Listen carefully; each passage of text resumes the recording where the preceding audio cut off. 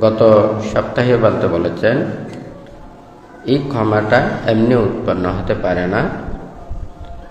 ক্ষমা উৎপন্ন হয় প্রথমে মৈত্রী করুণা, সে মৈত্রী করুণা থেকে অহিংসা চেতনা জাগ্রত হয়, তখন তাহারা ক্ষমা করতে পারেন। আবার এই ধৈর্য গুণ এটা আয়ত্ত করতে হলে প্রথমে নির্লোভতা লাগবে। সেই নির্লোভতা থেকে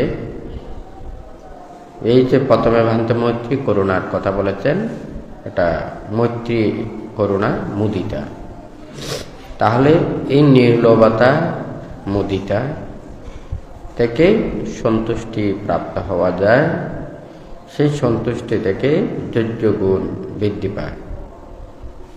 আবার এদিকে ভান্তে লিখেছেন সেই সহ্যটা কিভাবে আমাদের সহ্য গুণ বর্ধিত করতে পারি, সেটা হচ্ছে উপেক্ষা, তারপর সংযত জীবন এবং ত্যাগ চেতনা, এগুলো থেকে সহ্য গুণ বৃদ্ধি প্রাপ্ত হয়।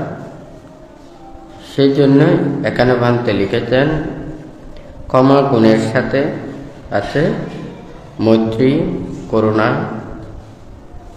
আর হচ্ছে যে অহিংসা, আর ধৈর্য গুণের সাথে আছে মুদিতা, নির্লোভতা এবং সন্তুষ্টি, আর সহ্য গুণের সাথে আছে উপেক্ষা, সংযত বা সংযম জীবন এবং ত্যাগ। এগুলোই আমাদেরকে সহ্য গুণ বৃদ্ধি করে। তো এখানে মূল প্রকৃত তপস্যা হচ্ছে এই গুণগুলোকে আয়ত্ত করা বা অর্জন করা।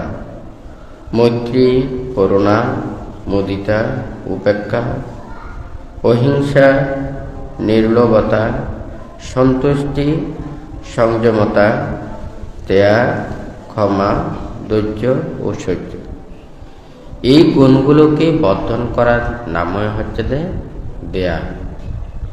তা আমরা যখন নিজেদের সে কাপড়গুলোকে যদি পরিষ্কার করতে চাই, আমাদের পানি লাগে, পানির সাথে আমাদের সাবান লাগবে। পানিতে এমনি ডুবিয়ে রাখলে ওখানে সবগুলো ময়লা ওখানে দূরীভূত হবে না, তাহলে সাবান লাগবে। সাবান দিয়ে এটা আস্তে আস্তে পরিষ্কার করতে হবে। ঠিক তদ্রূপ চোখ বন্ধ করে বা বসে, যথাস্থানে বসে নিজের মনটাকে স্থির করার জন্য আমাদেরকে যে কোনো বুদ্ধ 40 প্রকার সমত ভাবনা দিয়েছেন এবং বিদর্শন ভাবনাও দিয়েছেন। তাহলে 40 প্রকার সমত ভাবনা ও বিদর্শন ভাবনা দ্বারা ওনারা যে কোনো ধ্যান দিয়ে নিজের মনটাকে স্থির করতে হবে। তো স্থির করে আমাদের এই গুণগুলোকে আয়ত্ত করতে হবে। এই গুণগুলোকে আয়ত্ত করতে না পারলে ওই ধ্যানের কোনো ওখানে প্রকৃত যাহা আশা করার এটা পাওয়া সম্ভব না। তাহলে আমাদেরকে এটাই বুঝতে হবে, ধ্যান আমরা যত করব আমাদের এই গুণগুলো বর্ধিত হবে। আমরা যদি এই গুণগুলোকে বর্ধিত করতে না পারি, তাহলে আমাদের ধ্যানের সার্থকতা আসবে না। তো এই গুণগুলো আয়ত্ত করে ওখানে যে অনিত্য, দুঃখ, অনাত্মার কথা বলেছেন, এটা হচ্ছে ভাবনার কথা। আপনার এইগুলো না থাকলে ওই চেতনা জাগ্রত হবে। একটা গাছে যেমন নিচে আগাছা থাকলে ওই গাছটা বর্ধিত হতে পারে না, ওখানে পানি না পেলে তাহলে ওটাও যেমন রাখা যায় না। পরিচর্যা করতে হবে, যথাসময়ে পানি দিতে হবে, তাহলে ওই গাছ থেকে ফল পাওয়া যায়। আমাদের এই ধ্যানের মাধ্যমে এই গুণগুলোকে বর্ধিত করতে হবে। অনিত্য, দুঃখ, অনাত্মা এটাকে উপলব্ধি করতে হবে। এখানে আগের কাজ আগে করতে হবে, পরের কাজটা পরে। এখন আগের কাজ কি, পরের কাজ কি? আপনারা যদি প্রথমে অনিত্য, দুঃখ, অনাত্মা ভাবেন, তাহলে এটা ভুল হবে। অনিত্য, দুঃখ, অনাত্মা এটা আসবে তো অনেক পরে। অনিত্য দুঃখ অনাত্মা এটা উপলব্ধি হচ্ছে আপনার জ্ঞান উৎপন্ন হলে, প্রজ্ঞা উৎপন্ন হলে, যখন এই পৃথিবীর সমস্ত কিছু দুঃখ সত্যকে উপলব্ধি করতে পারবেন। কিন্তু দুঃখ সত্যকে উপলব্ধি না করে যদি আপনারা প্রথমেই যদি অনিত্য দুঃখ অনাত্মা ভাবেন, তাহলে এটা ভুল হয়। যেমন মনে করেন কোনো মানুষ নিজের জীবন অনেক কিছু কর্ম করেছেন, বিদ্যা শিক্ষা নিয়েছেন, অনেক অভিজ্ঞতা অর্জন করেছেন, শিল্প অনেক কিছু মেধা অর্জন করেছেন, সব কিছু অর্জন করে এটার কর্ম সাধন করে তাকে বসতে হবে। এখন এই কর্মগুলো সাধন না করে যদি বসে, তাহলে তাহার যেমন ওখানে কোনো প্রকারের মেধা জ্ঞান এগুলো বর্ধিত হবে না, চিন্তা করতে পারবে না, ভাবতে পারবে না। তো এখানেও এই অনিত্য দুঃখ অনাত্মাটা হচ্ছে যে সর্বশেষে। এখন যদি প্রথমেই যদি আপনারা যদি এটা মনে করেন, তখন নিজের মধ্যে উৎসাহ থাকবে না, আগ্রহ থাকবে না, তারপরে হচ্ছে যে প্রচেষ্টা থাকবে না। উৎসাহ, আগ্রহ, প্রচেষ্টা এগুলো না থাকলে তখন নিজের মানে জড়তাভাব বৃদ্ধি পায়। তো বুদ্ধ তো যে ধ্যানের কথাগুলো বলেছে তার এই গুণগুলোকে বর্ধিত করে। লোভ, দেশ, মোহ, হিংসা, বিদ্বেষ, সংযোজন, ক্লেশ এগুলোকে ধ্বংস করা। এগুলো ধ্বংস করতে পারলে তাহারা নিজেরা সমস্ত কিছুকে পরিহার করে একেবারে ত্যাগময় জীবনে থাকতে পারেন। ওনারা নিজের মনটাকে স্থির করতে পারেন এবং সবসময় নিজেকে রক্ষা করতে পারেন। কিন্তু আমাদের এখানে প্রথমের বিষয়গুলো যদি আমরা প্রথমে না ভেবে শেষের বিষয়গুলো যদি আমরা প্রথমে ভাবি, তাহলে আমাদের এটা প্রকৃত ওখানে মানে প্রজ্ঞা লাভ সম্ভব না। বুদ্ধিজ্ঞান লাভের জন্য উনি দেখুন ওখানে জন্মান্তরে 30 পারমে পূর্ণ করেছেন এবং শেষ জন্মেও 6 বছর কঠোর ধ্যান করেছেন চতুরাজ্য সত্যকে উপলব্ধি করার জন্য। এরপরেও যতদিন পর্যন্ত 45 বছর যাবৎ ধর্মদান করেছেন, তখনও অবিরাম উনি যে ত্যাগ এবং সহ্যের মাধ্যমে ধর্মদান করেছেন, হয় নাকি না? এখন আমরা এতগুলো ত্যাগ জন্মান্তরে এত পারমীয় আমাদের নেই। ইহ জন্মেও 6 বছর কঠোর ত্যাগের এগুলোরও কোনো দ্বারে কাছে নেই, হয় নাকি না? ত্যাগময় জীবনেও নেই। আমি যদি এই ঘরে বসে শুধু টানের ফেলের ফুলের কমের বলে অনিত্য দুঃখ অনাত্মা বলি, জ্ঞান হয়ে গেল? হ্যাঁ, এই গুণগুলোকে আয়ত্ত করতে হবে। মানে আপনার যখন সংসারে আবদ্ধ হয়ে থাকে বা কর্মব্যস্ততায় থাকে এবং বিভিন্ন কিছু ওখানে টেনশনে বিভিন্ন কিছুর এখানে জড়িত থাকে, তখন মন চিত্ত এগুলো দ্বারা আবদ্ধ। এখনো পর্যন্ত আপনারা এই সংসার চক্রের ভিতরেই আছেন, এগুলো থেকে বাহির হতে পারেন না। যতদিন পর্যন্ত মন এই জগতের মধ্যে বিচরণ করবে, মনের মধ্যে আর দুঃখ অনুভব হবে না। যখন এগুলো থেকে বাইরে নিয়ে যাওয়ার জন্য চেষ্টা করবে, তখন ওই মন উৎপাত শুরু হবে। এখন মনে যা উৎপন্ন হচ্ছে সেটা করতেছে, যেটা দেখার জন্য, শোনার জন্য, খাওয়ার জন্য, চলার জন্য। এটা মনের ইচ্ছের বিরুদ্ধে আপনারা কোনোটাই করছেন, শুধু মনের ইচ্ছাতেই সবগুলো করছেন। এখন এগুলো করতে গিয়ে আপনাদের মন হচ্ছে যে ওখানে ওই খালে, পানিতে, সমুদ্রে ভাসমান কি যে কোনো একটা কিছুর মতো। এখান থেকে বাতাসের যেদিকে বাতাসের গতিতে এখান থেকে এখানে যাচ্ছে, এখান থেকে ওখান থেকে এখানে আসছে। তো এখনো পর্যন্ত মন ওগুলোতেই বিচলিত। এখন নির্বাণ এবং মুক্তি লাভের জন্য এটার সম্পূর্ণ বিপরীত মুখে যেতে হবে। তখন আপনারা এগুলো সহ্য করতে পারবেন না, রক্ষা করতে পারবেন না। প্রথমে বলেছেন কি সংসার, আর একটা হচ্ছে সংসার ত্যাগ। বুদ্ধ নির্বাণ এবং মুক্তির জন্য সংসার ত্যাগ কেন বলেছেন?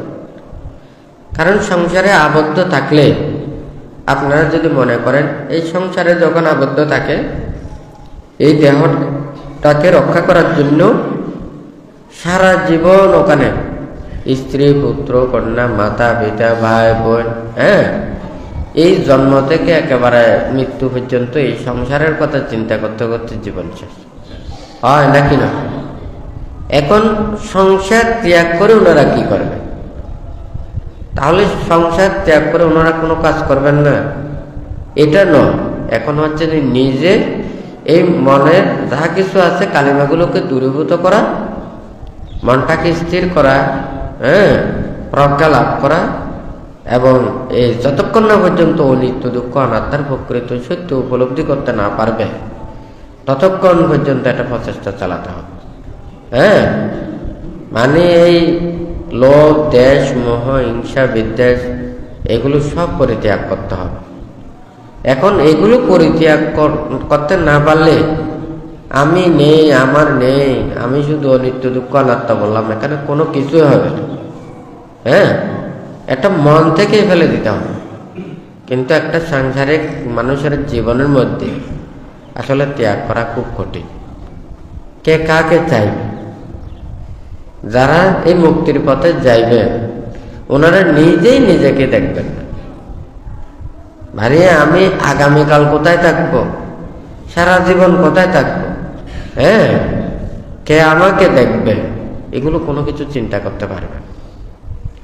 এখন এইভাবে যদি মানসিকতা যদি ওনারা থাকতে চায়, আমাদের দায়ক, দায়িকা, উপাসক, উপাসিকারা যারা আছেন, ওনাদের যদি ধর্মচেতনা এগুলো না থাকে, ওনারা যদি মনে করেন যারা ত্যাগী তাদেরকে অসহায়ত্ব মনে করে, এটা হচ্ছে যে সবচাইতে বড়। কারণ যেগুলোর জন্য আপনারা এত কষ্ট করতেছেন, এত মারামারি, হিংসা, হিংসি, কত ধরনের অরাজকতাতে চলতেছে, এগুলোর কোনো হিসাব নেই। আপনারা নিজেরাও একটা সব সময় দেখেন, আপনারা যদি পথ দিয়ে যান, যে কোনো কাজ করেন, মান, অহংকার, নাকি না, আরো কত কিছু যে আছে ওখানে ঠিক ঠিকানা নেই। একটা মানুষের মধ্যে মর্যাদা। এখন মুক্তির কর্মপথে আসতে চাইলে এগুলো সব পরিত্যাগ করতে হবে। আপনি চোখে দেখবেন কিন্তু না দেখার মতো হতে থাকতে হবে। আপনি সব কিছু শুনবেন, কিন্তু না শোনার মতো করে থাকতে হবে। আপনার মান সম্মান সব কিছু আছে, কিন্তু আপনার মানুষ থেকে দূরে থাকতে হবে। কারণ সবাই তো এটা বুঝবেন। বুদ্ধ এবং বুদ্ধ প্রমুখ ভিক্ষু সংঘরা লোকালয় বর্জন করে ওখানে বনে জঙ্গলে ওখানে থাকতেন, যেখানে মানুষ থাকতেন না, মানুষের চেহারা দেখা যায় না, সারা শব্দ শোনা যায় না, ওখানে কেন থাকে? কারণ ওই পরিবেশ নিয়ে যদি যখন মানুষের কাছে থাকবে, তখন এটা দেখতে খুবই খারাপ দেখা যায়। কারণ সাধারণত মানুষ সবসময় ওরা কথা বলে, এদিক সেদিক তাকায়, এদিক সেদিক দেখবে, নানান ধরনের সম্প্রীতি লাগবে, আন্তরিকতা লাগবে, এইগুলো করতে হলে সারাদিন কথা বলতে হবে, নাকি না? মানুষের মধ্যে আন্তরিকতা রাখতে চাইলে সেও নীরব থাকতে পারবে না, বসে থাকতে পারবে না। তাহলে ওইভাবে জীবন চর্চা এখানে মানুষের মধ্যে মানায়। সেই জন্য বুদ্ধ ওখানে এই বন জঙ্গলের কথাগুলো বলেছেন, অরণ্যের কথাগুলো বলেছেন। আপনারা দেখুন, ওখানে দেখা যায় ওনারা পিণ্ড চারণ করে ওনারা বন জঙ্গলে ওখানে চলে যেতেন। ওখানে যার যার কর্ম সমাধা করতেন, নিজেকে রক্ষা করতেন, ধ্যান করতেন, নিজের মনটাকে স্থির করার জন্য যতটুকু যার যেটা প্রয়োজন, এগুলো ধর্ম শিক্ষা, এগুলো ছাড়া আর বাহ্যিক কোনো কিছু ছিল না। কিন্তু আমাদের তো মনে হয় নির্বাণ মুক্তির কর্মটাই সবচাইতে সহজ মনে করে, কিন্তু কঠিন কাজটাই হচ্ছে যেটা নিজের মনটাকে সংযত রাখা, এটা বসে থাকা। মনটা বাইরের দিকে নিতে পারবে না, ভিতরের জগতে নিতে হবে। আমি যদি এমনি যদি বসে থাকি, এটা হবে না। আমার কাছে কি থাকতে হবে? শীল থাকতে হবে, আমার কাছে বিনয় থাকতে হবে, আমার থাকতে ধর্মজ্ঞান থাকতে হবে। এই ধর্মজ্ঞানগুলো ভাবতে হবে, এগুলো আমাকে উপলব্ধি করতে হবে, এগুলো চিন্তা করতে হবে। এটা যদি আমার চিন্তার সাথে যদি ধর্মের সাথে যদি না মিলে, যতক্ষণ না পর্যন্ত এটা আমার মনের সাথে মিলবে না, এটার জন্য আমাকে প্রচেষ্টা চালাতে হবে। একজন মানুষ যখন ওখানে সাইকেল শিখতে যায়, প্রথমে গাটা ঠিক থাকে না, হ্যাঁ, মানে সাইকেল না হয়ে এদিকে পড়া যায়, এদিকে পড়া যায়, শরীরের ব্যালেন্স ঠিক রাখতে পারে না, হয় নাকি না? তারপর ওখানে যেদিকে পা দেয় ওইদিকে পুরো শরীরটা দিয়ে ফেলে। তো ওখানে যেমন চলতে মানে আস্তে আস্তে শিক্ষা করতে করতে ফ্রি হয়, ঠিক তদ্রুপ মন প্রথমে অস্থির থাকবে, বিক্ষিপ্ত থাকবে, চঞ্চল থাকবে, সারা জীবন যাহা কিছু এগুলো সব মনে পড়বে। হ্যাঁ, জন্ম জন্মান্তরের সংস্কার রাশি এগুলো মনে পড়বে, প্রিয় আপনজন এগুলোর মনে পড়বে, নানান ধরনের কথাবার্তা মনে পড়বে। এখন এগুলো সব আগে পরিত্যাগ করে একাকী নির্জনতা স্থানে থাকার মতো পরিবেশ মানসিকতা ওকে সৃষ্টি করতে হবে। তখন ও কোনো কথাবার্তা বলবে না, কারোর সাথে কোনো মিশবে না, একাকী থেকে সে নিজেকে দর্শন করবে। সে সবসময় ভাববে ওই ধ্যানের কথাগুলো, জ্ঞানের কথাগুলো, প্রজ্ঞার কথাগুলো, এগুলো ভেবে ওখানে এই সত্যগুলোকে উপলব্ধি করতে হবে। এখানে দুঃখ সত্যকে বলা মানে কি? এখানে দুঃখ, এই দেহটা আসলে দুঃখ, কিন্তু এই দুঃখ আমরা উপলব্ধি করতে পারি না। যেমন মনে করেন আপনাদের মনগুলো রয়েছে কোথায়? এখন যদি বলি, এক একজনে ওখানে যেখানে ব্যবসা বাণিজ্য করেন, অফিসে কাজ করেন, ঘরে বাড়িতে, হ্যাঁ, যেই যেই জায়গায় আপনারা চলাফেরা করেন, মনটা কিন্তু ওখানে ওখানে ঘুরতেছে। এই দেহের অফুরন্ত দুঃখ রাশি আপনারা কিন্তু ওটা মনে ওখানে দেখতেছেন। ওই যখন কিছুক্ষণ অসুখ হন, বিসুখ হন, অথবা কোনো ধরনের যখন আর নাড়াচাড়া করতে পারেন না, হ্যাঁ, তখন হয়তো কিছুক্ষণ ওখানে বিছানায় থাকে। কিন্তু যেই ওখান থেকে আবার ওই মানে সুস্থ হয়েছে, যেই আবার ওখানে পুরা শুরু, মনটা দেহ জগতের ভিতরে নয়, ওই বাহির জগতে যা কিছু কর্ম আছে ওই কর্মের মধ্যে মনটা ঘুরতেছে, হয় নাকি না? এখন তো মন তো বাহিরের জগতে, ভিতরের জগতে তো ঢুকে নাই। ভিতরের জগতে ঢুকাতে হবে, ভিতরের জগতে ঢুকাই ওখানে যাহা কিছু সুখ দুঃখ, ওখানে যখন হেতুগুলোকে দেখতে পাবে, কার্য কারণগুলোকে দেখতে পাবে, মনের এগুলো কোথা থেকে উৎপন্ন হয়। যেমন এটা বুদ্ধ বলেছেন যে এই দেহটা হচ্ছে যে রূপ সদৃশ, এটা জড় পদার্থ সদৃশ, এখানে কোনো প্রাণ নেই। এখানে মন অস্থির বিক্ষিপ্ততার এগুলোর কারণে দেহ এখান থেকে এখানে যায়, এটা নাড়াচাড়া করতেছে। হ্যাঁ, এই চিত্ত চঞ্চলতার কারণে দেহটাও অস্থির হয়। তো এই দেহের অস্তিত্বতার কারণে সে দেহের প্রকৃত সত্যকে উপলব্ধি করতে পারে। আমরা অতীতেও দেখা যায় মুনি ঋষি তাপস যারা ধ্যান সমাধি করেছেন, লোকালয় বর্জন করে ওনারা নির্জন স্থানে গিয়ে ওখানে থাকেন, হয় নাকি না? আর এই কর্মবরটাই ওখানে ধ্যানের কথাটা বলেছেন। সবাই তো ওইভাবে করতে পারে না, তবে পরিবেশ সেটা সৃষ্টি করতে হবে। আমাদের বৌদ্ধ ধর্মের অনেকেই অনেক কিছু মানে ধ্যান করার জন্য অনেক কিছু পরিবেশ এগুলো সবাই মিলে করতে পারে, কিন্তু দেখা যায় এটা তো মন মানসিকতা ঠিক থাকতে হবে।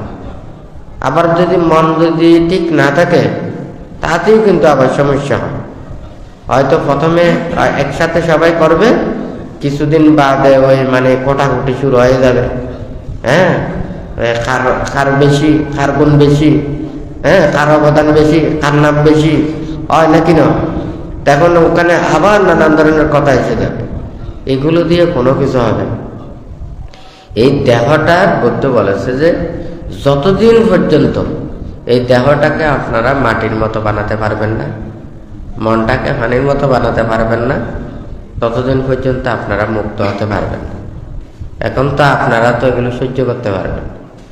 মানুষে বসে থাকলেও মানুষ খারাপ বলে, কথা বললেও খারাপ বলে, নীরব থাকলেও খারাপ বলে, কেউ খারাপ না করলেও তাদেরকে অপবাদ দেয়, হয় নাকি?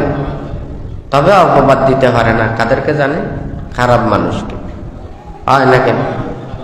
খারাপ মানুষকে অপবাদ দিতে পারে না, যতই খারাপ করুক না কেন। শক্তি থাকলে, প্রভাব থাকলে, ক্ষমতা থাকলে তখন আপনারা কোনো অপবাদ দিতে পারবেন না। আপনারা সবাই তাদেরকে সম্মান করবেন। তো আপনারা যদি মনে করেন না, আমি শত অন্যায় অপরাধ করলেও আমি যদি রাজা হই, আমাকে কে আবার ওখানে শাস্তি দেবে? রাজা তো প্রজাদেরকে শাস্তি দেবে, হয় নাকি না? কিন্তু রাজা তো রাজাকে শাস্তি দেওয়ার কেউ থাকে না। আপনারা যদি সেটা মনে করেন, আমি এগুলো লাভ করে, আমি শত অন্যায় অপরাধ করে ওখানে সব কিছু ওখানে মাপ পাব, বুদ্ধ সেই জন্যই বলেছেন রাজা হলে জ্ঞান লাভ করতে পারবেন, হ্যাঁ, ক্ষমতা থাকলে জ্ঞান লাভ করতে পারবেন না। আপনার প্রভাব প্রতিপত্তি থাকলে আপনি জ্ঞান লাভ করতে পারবেন না। কেন পারবেন না? কারণ মান অহংকার আপনার বেশি। আপনি শত অন্যায় করবেন কারণ আপনার ক্ষমতার জোরে, কিন্তু আপনি কেন ওখানে জ্ঞান লাভ করতে পারবেন? কারণ মনটাকে, আপনার মনের মধ্যে মান অহংকার, হ্যাঁ, গৌরব, এগুলো নিজের মন থেকে দূরীভূত করতে হবে। আপনি ভালো কাজ করবেন, সৎ কাজ করবেন, নীতির কাজ করবেন, কিন্তু মনের মধ্যে অহংকার রাখতে পারবেন। সেই জন্য বলেছে যে অহংকার পতনের, হয় নাকি না? রাজা তো সব চাইতে বেশি অহংকার, কথা ঠিক আছে? ওনারা নির্বাণ এবং মুক্তির কর্মপথের জন্য ওরা এই মানে পতন সদৃশ। বুদ্ধের সময়ে বুদ্ধ বলেছেন, তো বুদ্ধের কাছে যখন রাজা আসতেন, তো বুদ্ধ বলেছে যে আমরা যে কর্মভারটা নিয়েছি, এখন যদি আমি রাজত্ব পরিত্যাগ করি, আমার শত্রুরা আমাকে আক্রমণ করবে। এখন আমার জীবনটাকে নিয়েও টানাটানি হবে, আমি জীবন রক্ষা করব নাকি আমি মুক্তির কর্মপথে যাব? হ্যাঁ, তখন ওনারা জীবনের কথাটা চিন্তা করে আর মুক্তির কথার দিকে আসতে পারে না। হ্যাঁ, তো সেই জন্য বুদ্ধ বলেছে যে ওনারা যদি প্রজ্ঞা লাভ করতে চায়, ওই রাজত্ব পরিত্যাগ করতে হবে। এটাকে উপলব্ধি করেছেন রাজা বিম্বিসার। উনি কিভাবে রাজত্ব পরিত্যাগ করবেন, বুদ্ধির উপদেশ, শিক্ষা, জ্ঞান এগুলো লাভ করেছেন। এগুলো লাভ করে উনি যে শিক্ষাটা পেয়েছেন, উনি কিভাবে রাজত্ব ওনাকে দিয়ে ফেলবে, এটাই ওনার চিন্তা ছিল। ওনার ছেলে যখন চেয়েছেন, তো এই অজাতশত্রুকে দিয়ে ফেলেছেন, কিন্তু অন্যান্য রাজারা তো ওইভাবে দেয়নি, হয় নাকি না? এখন যদি আমি রাজপুত্রকেই ওখানে আমার ক্ষমতা দিলাম, এখন সে যদি ওখানে কুবুদ্ধি দিয়ে আমাকে হত্যা করে, হয় নাকি না? তাহলে রাজা বিম্বিসার বুদ্ধির এই জ্ঞানটা পেয়েছেন বিদায় উনি রাজত্ব পরিত্যাগ করে এই ধৈর্য সহ্যের মাধ্যমে উনি ধ্যানে রত হয়েছেন, হয় নাকি না? কিন্তু সব রাজারাই তো এইভাবে মানে পারেননি। পুণ্য সঞ্চয় করেছেন, ধর্ম কাজ করেছেন, ধর্মকর্মে সহযোগিতা করেছেন, বুদ্ধির সেবা করেছেন, এতটুকু পর্যন্ত করতে পারেন।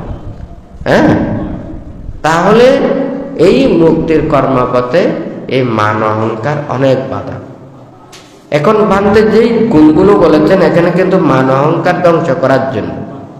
হ্যাঁ, প্রকৃত ধ্যানটা হচ্ছে নিজের মনটাকে আর দেহটাকে এগুলো সংযত করার জন্য। শত্রুপূর্ণ থাকলেও ওনারা ধ্যান করতে পারেন না।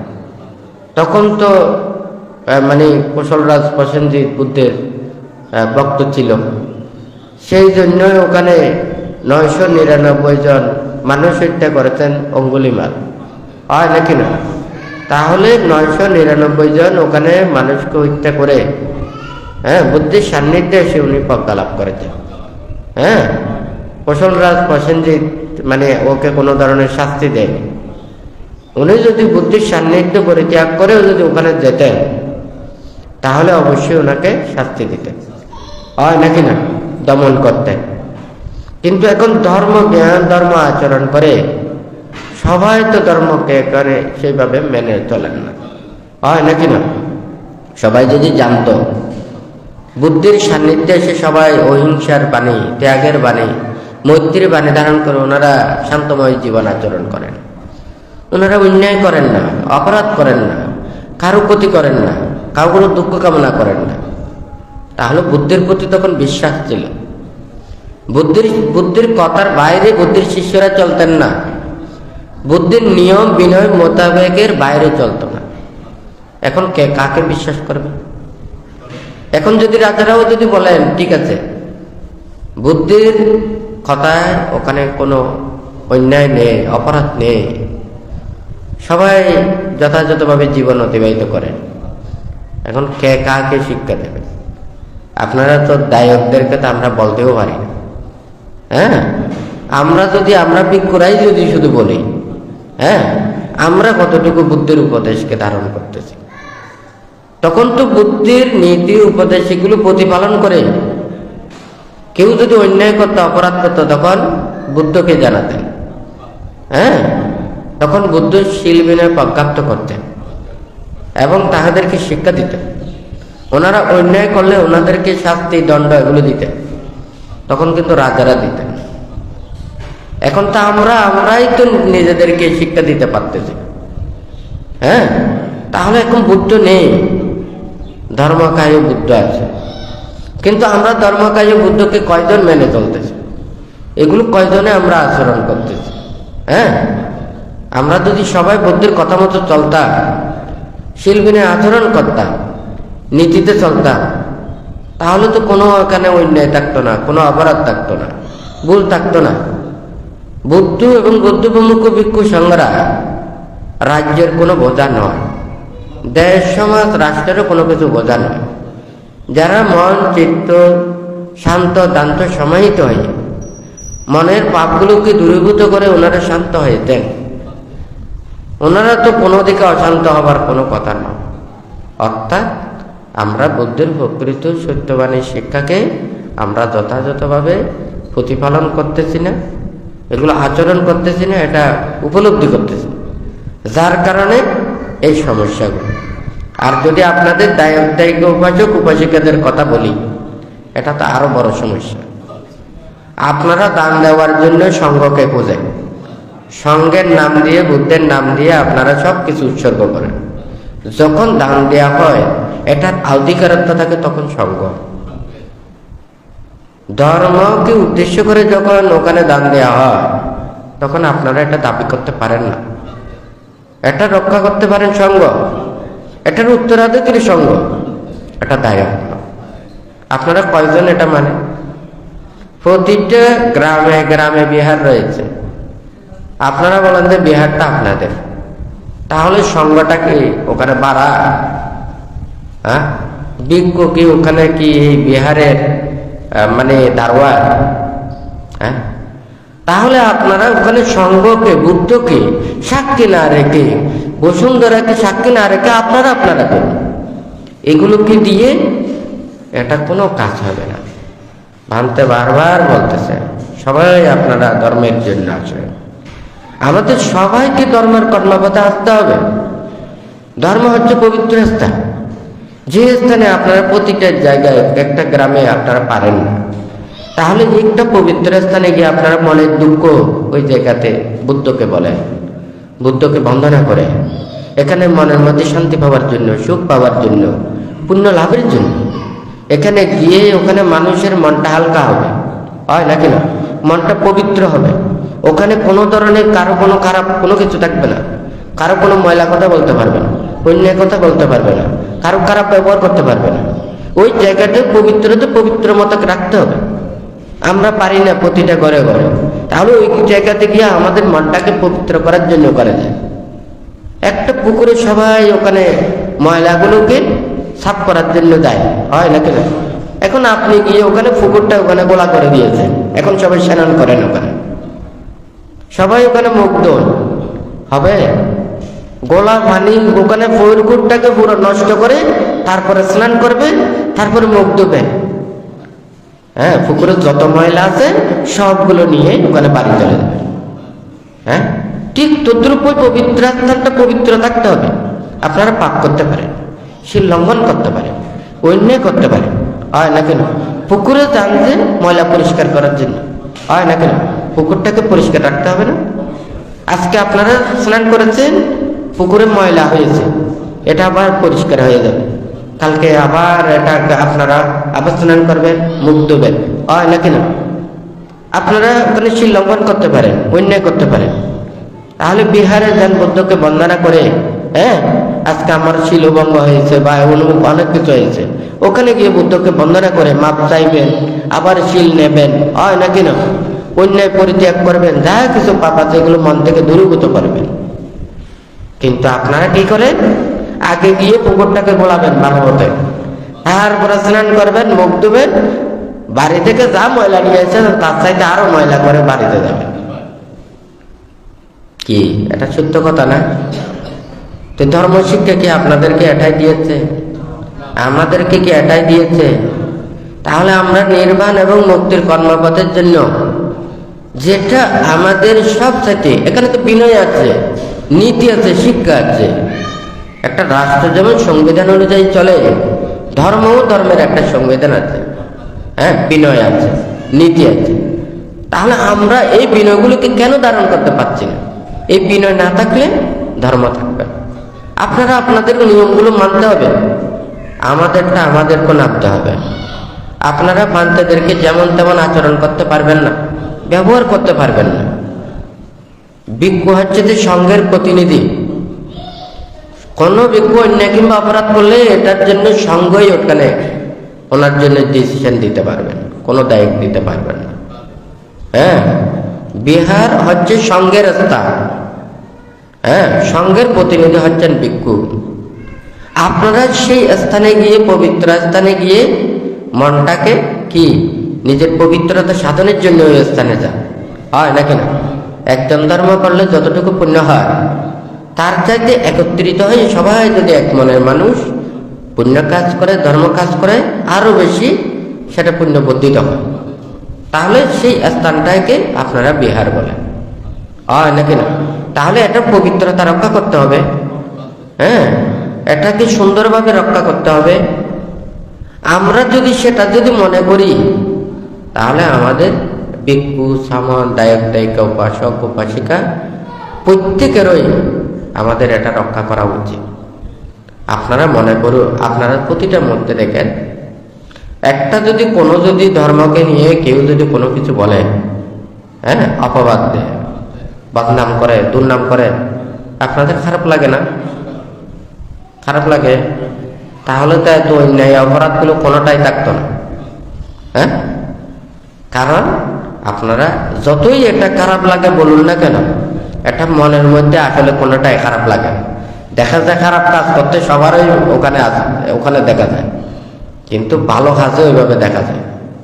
তাহলে আপনারা বিচার আদালতে মিথ্যার আশ্রয় গ্রহণ করেন কেন? আপনারা বুদ্ধের কাছে আসবেন, বুদ্ধের কাছে পঞ্চশীল নিয়েছেন, হ্যাঁ, এগুলো শিক্ষা নিয়েছেন না? তাহলে মিথ্যা কথা না বললে, হ্যাঁ, বিচারকের এত কষ্ট করতে হয় না। মিথ্যার আশ্রয় নিলে বিচারকের কষ্ট হয়। শত অন্যায় অপরাধ করবেন, আবার এগুলোকে মানুষের কাছে মিথ্যাবাদী মানে মিথ্যাচার করার জন্য আরো মিথ্যার আশ্রয় নেয়। এটা তো ধর্ম শিক্ষাই নয়, হ্যাঁ। তো যাই হোক, আমরা সবাই, বুদ্ধ বলেছেন, মানে যে পাপ কর্ম করে, অন্যায় করে, অপরাধ করে, না আন্তালিককে না সমুদ্র মাঝে না পাব্যতানাং বিবরাং পাবেশা, হয় না? তাহলে ওখানে সে আকাশের যে স্থানে থাকুক না কেন, সে গুহার ভিতরে যেখানে থাকুক না কেন, হ্যাঁ, তাহলে সমুদ্রের তলদেশেও ওখানে থাকুক না কেন, তো এই পাপর কর্মের বিপাক ভোগ করতে হবে। এটা তো আমরা বলা যায়, কয়জনে বিশ্বাস করে? বলবে যে আমি কত মিথ্যাচার করি, অন্যায় করি, অপরাধ করি, আমাকে বলার কেউ নেই, আমার কাছে সব আছে, আমার কাছে চেয়ারম্যান আছে, মেম্বার আছে, হ্যাঁ, যত প্রতিনিধি আছে, যত ক্ষমতাধর আছে, আমি শত অন্যায় অপরাধ করে দেবো, আমাকে কেউ ওখানে খারাপ বলতে পারবে। এটা তো ধর্ম শিক্ষাই নয়, এটা তো নীতি শিক্ষাই নয়, এটা প্রজ্ঞা লাভের শিক্ষাই নয়। যাই হোক, সবাইকে ধর্ম কর্মপথে এসে ধর্মটাকে ধারণ করতে হবে। সকল ধর্মে ওখানে ভালো কথা বলেন, ওখানে খারাপ কথা বলেন না। তাহলে আমরা ধর্মের নাম দিয়ে অপবিত্রতা করাটা মানে ধর্মকে নষ্ট করা, হয় নাকি না? আপনি খারাপ হতে পারেন, আপনি অন্যায় পথে চলেন, আপনি খারাপ পথে চলেন, আপনি শিল পালন করতে পারেন না, আপনি অধর্ম পথে চলেন, কিন্তু ধর্ম তো খারাপ না, ধর্মকে অপবিত্র করবেন কেন? আপনি না পারলে নেই, ধর্মকে খারাপ বলা এটা ঠিক না। আমি ধর্মকে রক্ষা করতে পারি না, হ্যাঁ, আমি ধর্মের শ্রীবৃদ্ধি করতে পারি না, আমি ধর্মকে নষ্ট করব কি করে? হ্যাঁ, নষ্ট করার অধিকার কারো কাছে নেই, আপনাদের সৃষ্টির অধিকার আছে। হ্যাঁ, সেই জন্য ওনারা বলেন আমরা সৃষ্টিতে আছি, আমরা ধ্বংসতে নেই। যে ধ্বংস করবে তার জন্য আমরা প্রতিরোধ করব, যে সৃষ্টি করবে তাদেরকে আমরা সাহায্য করব, হয় নাকি না? ধর্ম তো তাই বলে। ধর্ম বলে যে ভালো কাজের অধিকার আছে, খারাপ কাজের অধিকার নেই। কেউ যদি খারাপ করে তাকে আমরা উপদেশ দিতে পারবো, কিন্তু শাসন করতে পারবো, কারণ সে নিজের কর্মফল নিজে ভোগ করবে, হয় নাকি না? সে যদি নিজের পাপকর্মের বিভাগ নিজে না বুঝে, আপনি ওখানে শুধু তাদেরকে নিন্দে তিরস্কার করে কোনো লাভ নেই। কয়লা ময়লা, কয়লা তললেও ময়লা বাঁচবে, আপনি ধুইতে চাইলেও কয়লা শেষ না হওয়া পর্যন্ত ময়লাটা যাবে না।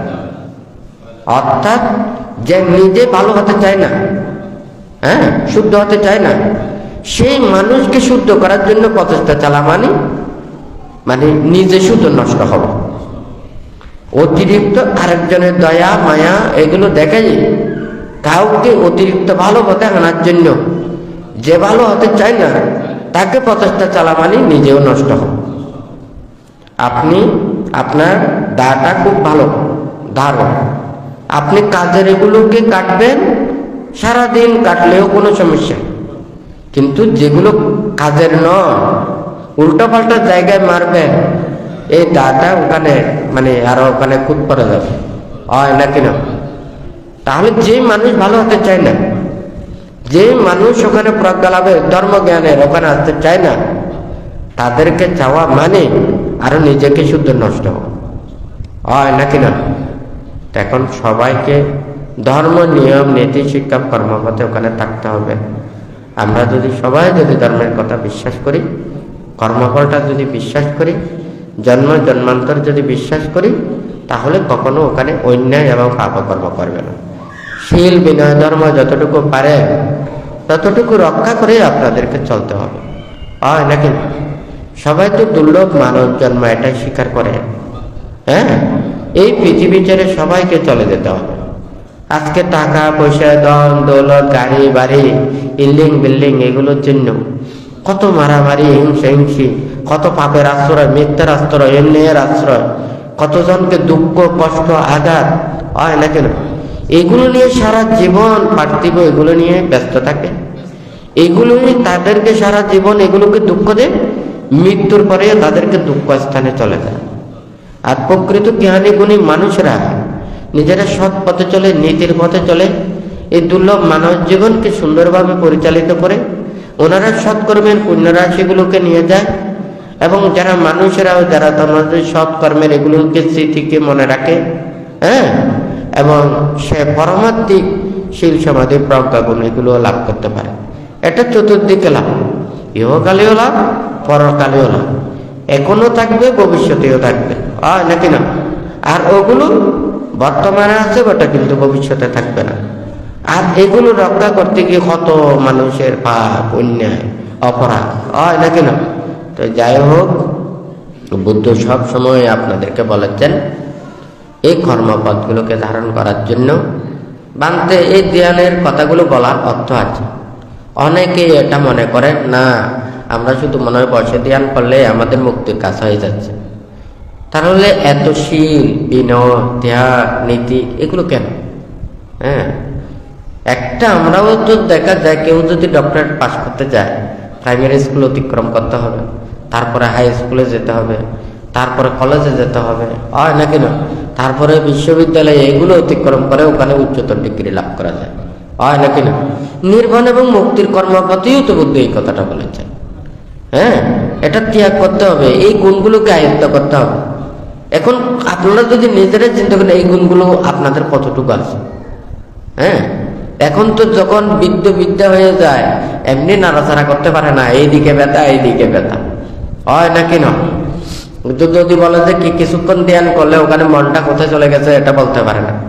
হ্যাঁ, তো এই মনটাকে স্থির করে রাখতে পারে না, তাহলে ওই সময়ে ওখানে এই মুক্তির কর্ম করা, ত্যাগ অনুশীলন করা খুব কঠিন ব্যাপার। তবে নিজের মনটাকে যদি কন্ট্রোল করে, এই দেশ মোহ হিংসা বিদ্বেষ পরিত্যাগ করে, মায়া মমতা এগুলো পরিত্যাগ করে, নিজের মনটাকে রক্ষা করে যদি সব প্রাণীর প্রতি মৈত্রী ভাবাপন্ন হয়ে কারো প্রতি রাগ ক্রোধ বিদ্বেষ হিংসা এগুলো পরিত্যাগ করে, ও যদি সে অনিত্য দুঃখ অনাত্মা এটা ভাবতে পারে, নিজের মনটাকে সবসময় কন্ট্রোল করতে পারে, তো বুদ্ধির সময় দেখা যায় শ্রোতাপতি সক্রেতাগামী অনাগামী পর্যন্ত ওখানে লাভ করেছে। কোথায়? গৃহী ধর্মে। হয় নাকি না?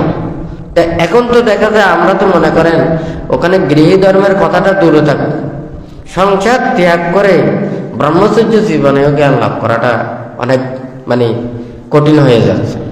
ভান্তে এক সময় বলেছেন, ভান্তে আগেই বলেছেন, এই প্রযুক্তি যতদিন পর্যন্ত এই প্রযুক্তিকে এই ধর্মের সাথে ব্যবহার করবে, এই ধর্মটাকে নষ্ট করে ফেলবে। ভান্তে বারবার ওখানে বলেছে, এটা তো মোবাইলে যে ফেসবুক আইডি ইন্টারনেট এই সমস্ত মোবাইল টোবাইল যতদিন থাকবে সাধকের আর ধ্যান হবে না। মোবাইল সাধকের সাথে রাখতে পারবে না। এইটা হচ্ছে যে বাইরের জগৎটা আরো ভিতরের জগতে ঢুকা। এখন মোবাইল ছাড়া তো কেউ চলতে পারে না, হয় নাকি না? এটা এখন বড় দেয়া। তো এখন সবাই জানে ওখানে এই প্রযুক্তিতে কত মানুষের ক্ষতি করতেছে, মন চিত্ত স্থির বিক্ষিপ্ত চঞ্চল।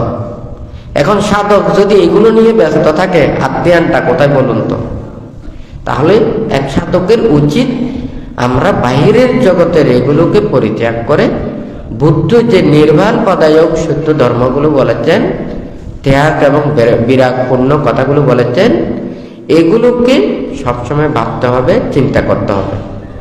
এখন আমরা নিজেকে রক্ষা না করে শুধু অপরজনকেই বেশি উপদেশ দিতে। এখন তো শিক্ষার অভাব নেই, জ্ঞানের অভাব নেই, এখন চাপ দিলেই ওখানে জ্ঞান শিক্ষা অনেক দেখা যায়, হয় নাকি না? এখন সব মানুষ মনে করে এখন আমরা সবাই অনেক বড় বড় জ্ঞান, কারণ ওখানে অনেক কিছু জানা হয়ে গেছে। কিন্তু এই জানাটাই আমাদেরকে শেষ করে ফেলতেছে। যত জানার আগ্রহ থাকবে, ইচ্ছে থাকবে, জানবে, মনটা অস্থির হবে, বিক্ষিপ্ত হবে, চঞ্চল হবে, এগুলো নিয়ে সব সময় ঘুরবে। এখন যদি আপনি শুধু ওই ত্যাগের বিরাগের কথাটা ভাবেন, তখন মনটা নির্বাণমুখী হবে। এখানে বাহিরের জগতে এগুলো পরিত্যাগ করতে না পারলে মনটাকে ভিতরের জগতে নেওয়া যাবে না। বুদ্ধ ভিতরের জগতে নেওয়ার জন্য এই 37 প্রকার বোধিপক্ষীয় ধর্মের কথা বলেছেন। এই 37 প্রকার বোধিপক্ষীয় ধর্মগুলোকে ভাবলে, চতুরার্য সত্যকে উপলব্ধি করতে পারলে ওনারা প্রজ্ঞা লাভ করতে পারবেন। তো যাই হোক, আপনারা প্রত্যেকে বুদ্ধের প্রকৃত ধর্ম শিক্ষা উপদেশগুলো ধারণ করে শীল বিনয় ধর্ম আচরণ করে বুদ্ধের এই যে নির্বাণ প্রদায়ক ধর্মকে যাতে দিকে দিকে মুক্তিকামী প্রত্যেক মানুষের কাছে আপনারা পৌঁছাতে পারে, তাহাদেরকে সহযোগিতা করতে পারে, এই দুর্লভ মানব জন্মকে যাতে আপনারা প্রত্যেকে সার্থকে রূপান্তরিত করতে পারে, সেই রূপে মনের মধ্যে চেতনা রেখে শ্রদ্ধা রেখে 3 বার সাধুবাদ প্রদান করুন।